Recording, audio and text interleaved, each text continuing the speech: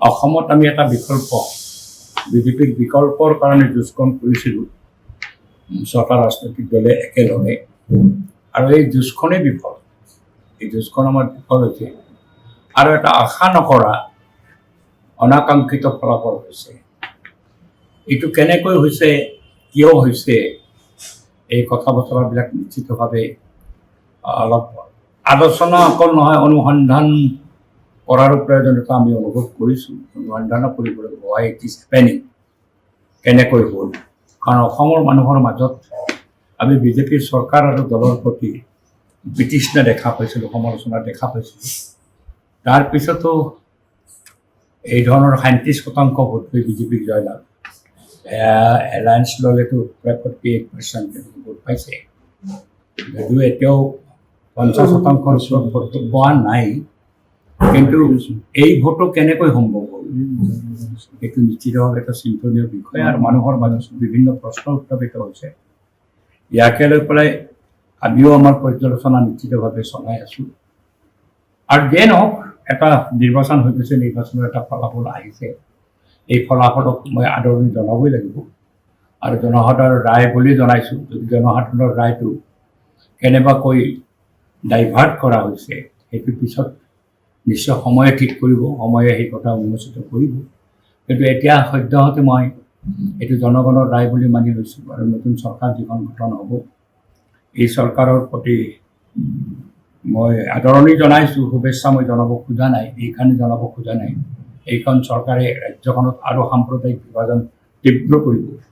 জনসাধাৰণৰ মৌলিক যিবিলাক সমস্যা, দ্ৰব্যমূল্য, নিয়োগ, কৃষকৰ মাটিৰ উৎপাদন বৃদ্ধি কৰা, শস্যৰ উৎপাদন বৃদ্ধি কৰাকে ধৰি জলসিঞ্চন, এই বিষয়বিলাকত তেওঁলোকৰ কোনো স্পষ্ট অৱস্থান নাই বা তেওঁলোকে মনোযোগ যোৱা সময়তো দিয়া নাছিল, আগন্তুক সময়তো নিদিব।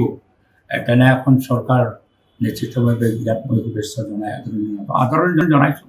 জনগণৰ সমৰ্থন লৈ তেওঁলোকে আহিছে, কিন্তু এইখন চৰকাৰৰ সমস্ত জনবিৰোধী কাম কাজে আকৌ ৰাজ্যখন বিধ্বস্ত কৰিব, ঋণে বিধ্বস্ত কৰিছে। তেনে এখন ৰাজ্য আমি অসমৰ মানুহে বিচৰা নাই। এখন উন্নত ৰাজ্য গঢ়ি তোলাৰ সংকল্পৰে আমি নিৰ্বাচন খেলিছোঁ, কিন্তু এটা গণতান্ত্ৰিক প্ৰক্ৰিয়া নিৰ্বাচন, ইয়াতে ফলাফল হৈছে। এই ফলাফলক মই আদৰণি জনাইছোঁ। আৰু তাতে কিছুমান ঘটনা ঘটিছে। অখিল গগৈতে মিত্ৰজোঁটৰ 2জন প্ৰাৰ্থী থাকে, অন্য গোটেই 125টা সমষ্টিত মুখামুখি যুঁজ। অখিল গগৈৰ সমষ্টিত মিত্ৰ দলৰ 2জন প্ৰাৰ্থী, প্ৰতিভা হাজৰিকাও থাকিল অগপৰ পৰা আৰু কুশল দুৱাৰী থাকিল বিজেপিৰ পৰা। এই ঘটনাটো এটা লক্ষণীয় কথা। মিত্ৰ দলৰ 2জন প্ৰাৰ্থী, মই সেই কথাত মই বিশেষ বিভাজিত হ'ব। মিত্ৰ দলৰ ভোট যদি বিভাজিত হয়, এজনেতো সুযোগ পাবই। মিত্ৰ দলৰ ভোট যদি ঐক্যবদ্ধ থাকে, যদি এজন থাকে যদি, তেতিয়াহ'লে বিৰোধী পক্ষৰ অসুবিধা হয়। আৰু যদি মিত্ৰ দলৰ ভোটেই বিভাজিত হয় এটা শক্তি, তেতিয়াহ'লেতো লাভ কাৰোবাৰ হ'ব। আৰু সেই ক্ষেত্ৰত কাৰ লাভ হৈছে আপোনালোকে স্পষ্ট দেখিছে। মই সেইটোত নাযাওঁৱেই, গ'লো মই কথাখিনি।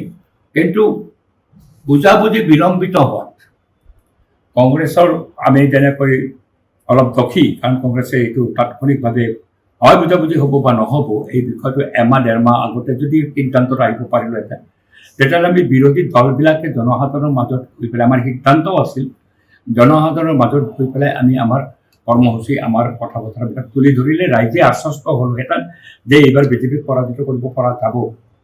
কিন্তু নমিনেশ্যন দিয়াৰ 2 দিন আগলৈকে যদি বুজাবুজি স্পষ্ট নহয়, ৰাইজে কেনেকৈ সিদ্ধান্ত ল'ব? ৰাইজে হতাশ হৈছে। অখিল গগৈ ৰাইজৰ দল, এই ক্ষেত্ৰত মই দোষমুক্ত নহয়, কাৰণ তেওঁলোকো দোষমুক্ত নহয়।